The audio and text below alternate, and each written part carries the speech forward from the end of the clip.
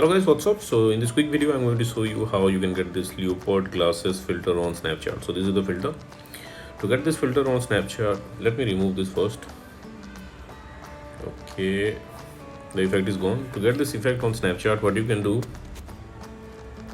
visit this website. Link to this website I'll give in the description box below. So here in this website you will see the snap code for this filter. If you're browsing this website in your laptop or PC, you can scan the snap code with your Snapchat mobile app. And if you're browsing this website in your mobile, just tap on the snap code and open it with Snapchat. Okay, and you will see this pop-up, unlock for 48 hours. Tap there. And there you go, you got the filter. So that's it guys. Likewise, you can get this Leopard Glasses filter on Snapchat. So thanks for watching the video guys. See you in the next video.